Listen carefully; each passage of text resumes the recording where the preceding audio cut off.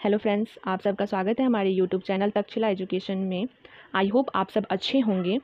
आज का जो हमारा वीडियो है वो भारत के संवैधानिक विकास पार्ट 3 है। इससे पहले पार्ट 1 और पार्ट 2 आ चुका है। पार्ट 2 वीडियो में हम लोगों ने पढ़ा था भारत शासन अधिनियम 1858 से स्टार्टिंग था, जब ईस्ट इंडियन कंपनी से सीधे ब्रिटिश क्राउन के हाथों में भारत का शासन चला गया था, जिसको आपने पढ़ा। ठीक, अगर आप नहीं पढ़े होंगे तो उसे ज़रूर पढ़ें, और पढ़ लिए हैं तो वेरी गुड। वे वीडियो काफ़ी बड़ा हो रहा था, इसीलिए पार्ट थर्ड बनाया गया, जिसमें हम स्टार्टिंग करने वाले हैं पार्ट 3 में भारत परिषद अधिनियम 1909।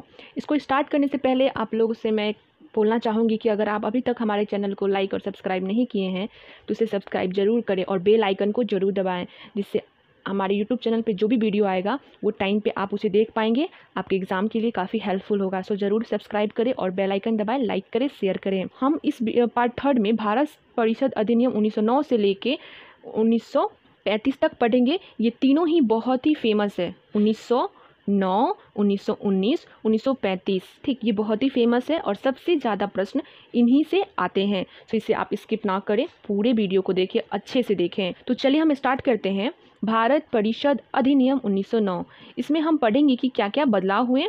ठीक, पहले वाले वीडियो में हम भारत परिषद अधिनियम 1892 जो हम पढ़े थे, भारत परिषद अधिनियम 1892 जो पढ़े थे, जिसमें एक पॉइंट था। अगर वे वीडियो आप नहीं देखे हैं तो उसे जाके आप ज़रूर देखें। तो जाएं चैनल के प्लेलिस्ट में और उसे ज़रूर पढ़ें। संविधान से बना एक प्लेलिस्ट है, उसे ज़रूर पढ़ें, और सारे सब्जेक्ट को यहाँ पे कवर कराया गया, उन्हें भी पढ़ें। तो हमारा जो पॉइंट था भारत परिषद अधिनियम 1892, उसमें एक पॉइंट था कि केंद्र सभा में कम से कम 10 से 16 सदस्य की नियुक्ति का अधिकार दिया गया था। ठीक, और इसमें उसको बढ़ा दिया गया। तो जो हमारा पहला पॉइंट है ये 16 से 60। तो भारत परिषद अधिनियम जो 1892 था उसमें 10 से 16 था, कम से कम 10 और ज़्यादा से ज़्यादा 16 था, लेकिन इसमें कम से कम 16 और ज़्यादा से ज़्यादा 60 कर दिया गया। ठीक, दूसरा पॉइंट है मार्लो मिंटो सुधार। मार्लो मिंटो का जो लक्ष्य था 1892 का जो भारत परिषद अधिनियम था उसके दोषों को दूर करना था। मार्लो मिंटो जो सुधार था, ये जो 1909 में आया था, ये भारत परिषद अधिनियम 1892 में जो भी दोष था, जो भी उसमें कमियां थी, उसको सुधारने का प्रयास किया गया इसमें। और ये मुस्लिम अल्पसंख्यकों को खुश करने का उनका भी प्रयास था। मतलब मार्लो मिंटो जो सुधार था ये मुस्लिम को काफ़ी खुश करने का इस अधिनियम की तरह प्रयास था। ठीक, जो भारत परिषद अधिनियम 1909 है, इसको मार्लो मिंटो सुधार के नाम से जाना जाता है। क्यों जाना जाता है? क्योंकि मार्लो भारत के सचिव थे। जो मार्लो थे ये भारत के सचिव थे इंग्लैंड में। ठीक, भारत के सचिव के रूप में कार्य कर रहे थे इंग्लैंड में, और जो मिंटो थे ये भारत में वायसराय का कार्य कर रहे थे वर्तमान में। इसीलिए इसे भारत परिषद अधिनियम 1909 को मार्लो मिंटो सुधार कहा गया, इसको याद रखिएगा। तो इसी के लिए इसके नाम पर इस अधिनियम का नाम दे दिया गया, मार्लो मिंटो सुधार। और जो नेक्स्ट पॉइंट है ये सबसे इम्पॉर्टेंट है, जहाँ से सबसे ज़्यादा प्रश्न पूछे जाते हैं, पृथक निर्वाचन। ठीक, पहली बार मुस्लिम समुदाय के लिए पृथक निर्वाचन, ये सबसे ज़्यादा क्वेश्चन पूछा जाता है कि बताइए कौन सा अधिनियम में मुस्लिमों के लिए पृथक निर्वाचन का प्रतिनिधित्व किया गया। तो भारत परिषद अधिनियम 1909 या फिर मार्लो मिंटो सुधार 1909। और जो नेक्स्ट पॉइंट है, इस अधिनियम के अंतर्गत पहली बार भारतीय सचिव एवं गवर्नर जनरल की कार्यकारिणी परिषद में नियुक्ति। मतलब इस अधिनियम के अंतर्गत पहली बार किसी भारतीय का वायसराय, भारत सचिव एवं गवर्नर जनरल की कार्यकारिणी परिषद में भारतीयों का नियुक्ति पहली बार। ठीक, इसको भी आप याद रखिएगा। और नेक्स्ट पॉइंट है सत्येंद्र प्रसाद सिन्हा वायसराय की कार्यपालिका परिषद में प्रथम भारतीय सदस्य बने। Satyendra Prasad Sinha presidency corporation, chambers of commerce, विश्वविद्यालयों और जमींदारों के लिए अलग प्रतिनिधित्व का भी प्रावधान किया गया। ठीक, इस अधिनियम ने presidency corporation, chambers of commerce, विश्वविद्यालयों और जमींदारों के लिए अलग प्रतिनिधित्व का प्रावधान किया। ठीक, और नेक्स्ट पॉइंट है लॉर्ड मिंटो को सांप्रदायिक निर्वाचन का जनक कहा जाता है। तो सांप्रदायिक निर्वाचन का जनक किसे कहा जाता है? लॉर्ड मिंटो को। ठीक, और ये जो भारत परिषद अधिनियम था इसके तहत प्रश्न पूछना, बजट पर संकल्प करना, मतलब कि भारत परिषद अधिनियम 1892 जो था उसमें एक था आर्थिक नीति तथा बजट पर बहस करना बनाया गया था। उसमें अब बजट पे बहस भी किया जा सकता था, प्रश्न पूछा जा सकता था इस अधिनियम के तहत। दूसरा है, जैसे कि हम बताए हैं आपको कि 3 को पढ़ना है, तो तीन में से ये दूसरा पॉइंट है भारत शासन अधिनियम 1919। ठीक, तो इसका जो पहला पॉइंट है मॉन्टेग्यू चेम्सफोर्ड सुधार। ठीक, तो अब ये क्या है, जैसे कि इसके पहले वाले वीडियो में आपने पढ़ा था मॉडलो मिंटो सुधार, वैसे इसमें मॉन्टेग्यू चेम्सफोर्ड सुधार। तो 1919 ईस्वी के अधिनियम को मॉन्टेग्यू चेम्सफोर्ड सुधार भी कहा जाता है, क्योंकि इस अधिनियम के जन्मदाता जो हैं भारत के सचिव मॉन्टेग्यू और भारत के गवर्नर जनरल चेम्सफोर्ड थे, इसीलिए इसे मॉन्टेग्यू चेम्सफोर्ड सुधार कहा जाता है। तो चेम्सफोर्ड कौन थे? भारत के गवर्नर जनरल, और मॉन्टेग्यू भारत के सचिव। इन पॉइंट को याद रखिएगा। ठीक, और नेक्स्ट पॉइंट है केंद्र में द्विसदनात्मक विधायिका। ठीक, तो इसका क्या मतलब है कि केंद्र में द्विसदनात्मक विधायिका? जैसे कि आपको पता है कि भारत में संसद है, ठीक, जिसमें लोकसभा और राज्यसभा है। तो ये सदन हुए, तो ये 2 सदन वाली जो व्यवस्था है ये भारत के केंद्र में कब लाई गई?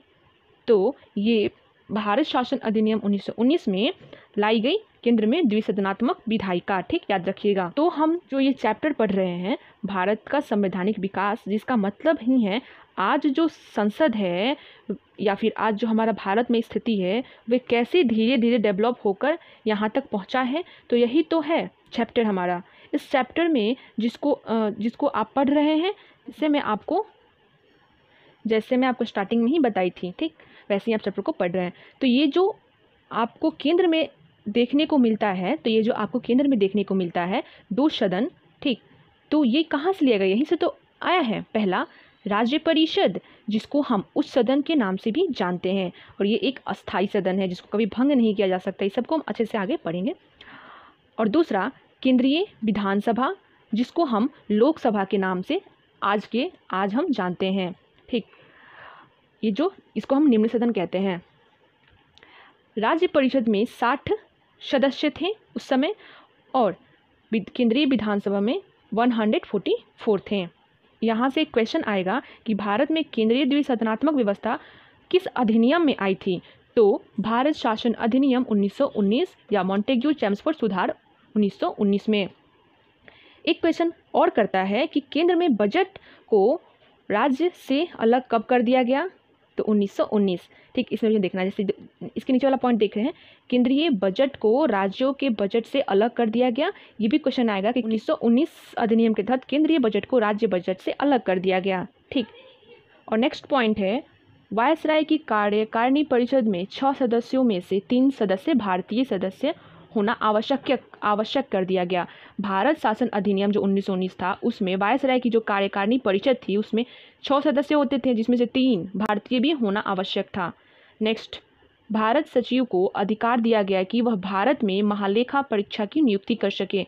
ये महालेखा परीक्षक क्या होते हैं, ये कैसे नियुक्त होते हैं, इनके बारे में हम आगे पढ़ेंगे, संविधान में ही है उनके बारे में भी। ठीक, नेक्स्ट पॉइंट, भारत में एक लोक सेवा आयोग का गठन का प्रावधान दिया गया। और नेक्स्ट पॉइंट है 1926 में ली आयोग की सिफारिश पर सिविल सेवकों की भर्ती के लिए केंद्रीय लोक सेवा आयोग का गठन किया गया। ठीक, और इसके बाद का जो पॉइंट है ये सबसे इम्पॉर्टेंट है, प्रांतों में द्वैत शासन लागू किया गया। भारत शासन अधिनियम 1919 और भारत शासन अधिनियम 1935 में प्रांतों से द्वैत शासन हटा दिया जाएगा और केंद्र में द्वैत शासन लगा दिया जाएगा। तो प्रांतों में द्वैत शासन का मतलब क्या होता है? तो में द्वैत शासन मतलब राज्यों में द्वैत शासन। ठीक, यहाँ पर केंद्र में द्विसदनात्मक विधायिका थी केंद्र में, और राज्य में द्वैत शासन थी। ये आप गलती मत कीजिएगा कि केंद्र में द्विसदनात्मक विधायिका और प्रांत में द्विसदनात्मक विधायिका ये एक है, ये एक नहीं है, ये दोनों का मतलब बिल्कुल ही अलग अलग है। इसको एक समझने की भूल ना करें, क्योंकि केंद्र में द्विसदनात्मक विधायिका तो लोकसभा और राज्यसभा जैसी होती हैं, और प्रांतों में द्विसदनात्मक विधायिका उसके शासन में बंटवारा यानी डिवीज़न है। ठीक, प्रांतों में जो द्विसदनात्मक विधायिका है द्विसदनात्मक शासन है, ये उसके शासन में विभाजन है। ठीक, प्रांतों में जो द्विसदन का जो डिवीजन है, एक है आरक्षित और दूसरा हस्तांतरित। ये जो था, ये क्या था, आरक्षित और हस्तांतरित, इसको समझने का प्रयास करते हैं। ठीक, तो ये जो हमारे यहाँ शासन चल रहा था मुख्य रूप से दो प्रकार से, एक वायसराय कार्यकारिणी परिषद होती थी, जिसमें वायसराय अपने व्यक्ति को मनोनीत करते थे और खुद चुनते थे, मनोनीत करते थे या फिर खुद चुनते थे। और दूसरा था विधान सभा, जहाँ पर चुनाव द्वारा व्यक्ति को चुनकर आते थे, जहाँ पे चुनाव द्वारा व्यक्ति चुनकर आते थे।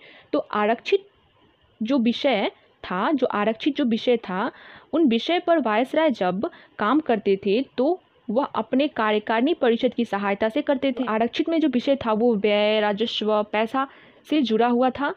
जैसे कि मैं इसके यहाँ पे आपको ऊपर के पॉइंट में बताई थी कि वायसराय की जो कारिणी परिषद है उसमें 6 सदस्यों में से 3 सदस्य भारतीय होना का अनिवार्य था। ठीक, और जो हस्तांतरित विषय था, इसमें मंत्री परिषद या जो सदस्य थे उनके द्वारा शासन चलाया जाता था। इसमें जो विषय रखा गया था वे लोकल विषय था। ठीक, जैसे शिक्षा, स्वास्थ्य, ऐसा वगैरह, ऐसा टाइप का विषय था। इससे पता चलता है कि शासन को दो भागों में बांटा गया। इससे पता चलता है कि शासन को 2 भागों में आते हैं प्रत्यक्ष चुनाव, और यहीं से शुरू होता है प्रत्यक्ष चुनाव का दौर।